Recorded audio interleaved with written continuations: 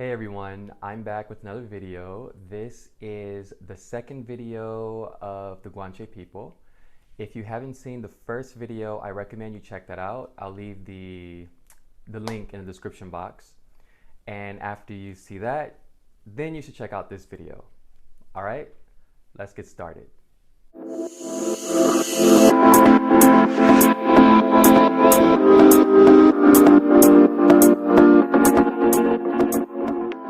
Okay, so I had to take some notes, okay?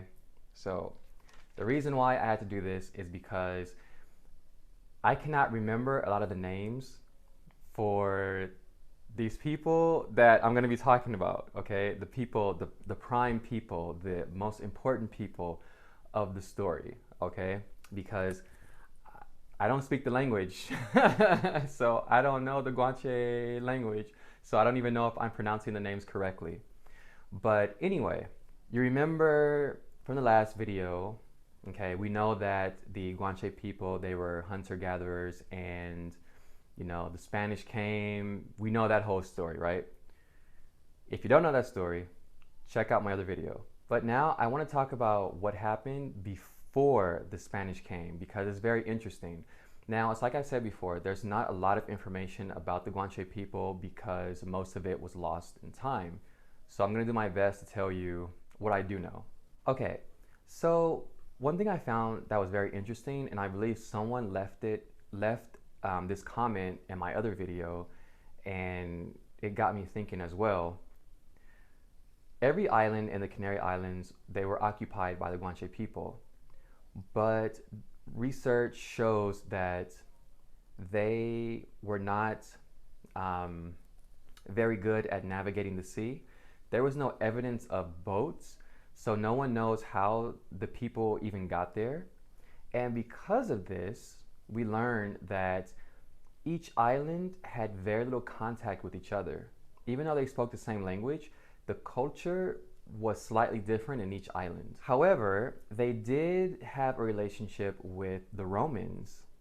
The Romans used to make trades with them, or at least with Tenerife, because Tenerife, like I said before in my other video, was the primary island. It was the main island, I mean, the capital, as you can say, even though it's not today, it was back then. So I don't know if maybe the Romans may have had something to do with that. I have no idea. But it is interesting that they're all on every island and they can't, you know, swim. They can't, you know, how did they travel? So this is something that was interesting. Anyway, I want to talk about their culture and political structure and all these things, okay? And religion. So yes, each island was slightly different, but their religious beliefs were very similar. They may have had different names for different things, but the overall belief was pretty much the same. They each had a creator god. For example, in Tenerife, their creator god was called Achaman. Sorry if I'm butchering that, but he was their creator god. But they all had polytheistic religious beliefs. So they believed in many gods. They believed that their gods lived in the mountains and they would come down to answer their prayers. They also had god of the sun, the moon, and other islands like El Hierro. They had women. There was a goddess that was very popular among the women of that island. Okay. Now this is where I gotta look at my notes because I don't remember the names for certain people. Okay, so in their religion, people had certain spiritual roles, okay? For example, in Tenerife, the kings had their own spiritual advisors. They were called Guaramenye, okay?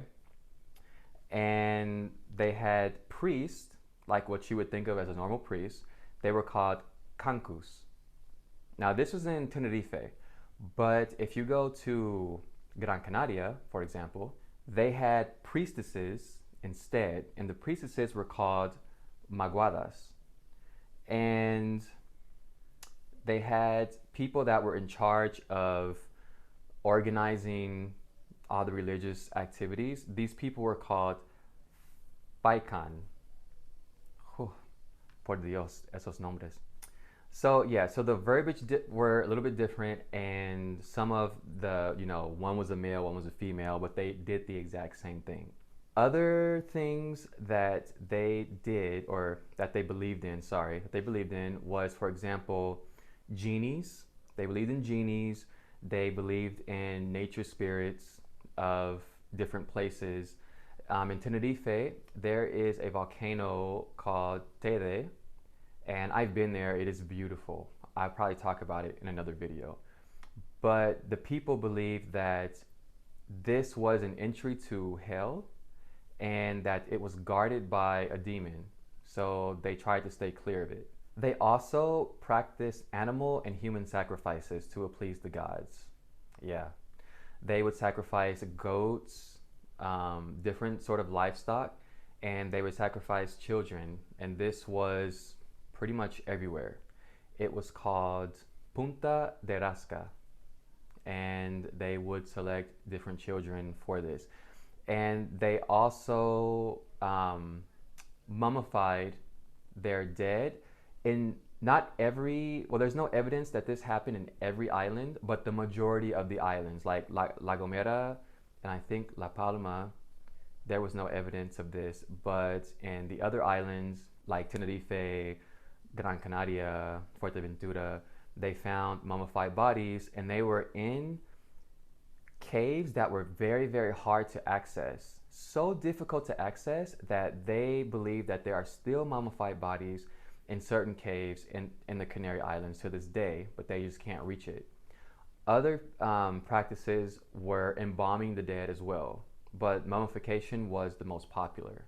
Why they did this, I don't know. I couldn't find anything on the reasoning for this. Okay, so about their political system. I don't know if you remember, but in my last video, I talked about that islands, one island had multiple kings. For example, in Tenerife, there were 9 kingdoms, 9 kings, but originally there was one king that governed everything. He was called a Mensi, and he governed everything, but that was his title, but his actual name was Tenerife. I know I butchered that too, but that was his name. So how did this turn into 9 kingdoms? Basically, he was ruling this with his father, Sunta was his father's name.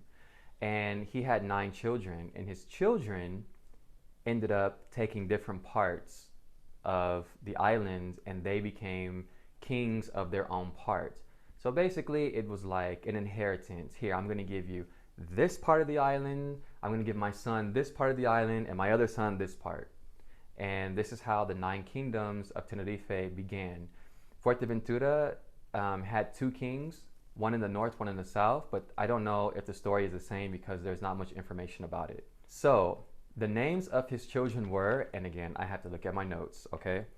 Acaimo, Arjona, Añaterve, Bencomo, Benicharo, Belicar, Romen, Tegueste. And that's 8. I'm missing one. I only could find 8. I don't know what the other son was. Anyway, they each had their own kingdoms, and they each had their own political structure. Some were matriarchal, some were patriarchal, and some were kind of like an election, like what we have here. Okay? So this is how their lives were before the Spanish came. Now, when the Spanish came, some of them betrayed each other because the Spanish had offered them riches and things like that, only to be betrayed by the Spanish later. So that really didn't work out in their favor. What are you gonna do? All right, guys, so that is all I have about the Guanche people, and I hope you've enjoyed this video and the history. And if you have any questions, comments, anything else to add, please leave them in the comment section. I would love to read them, and I will see you in my next video. Hasta luego. Ciao.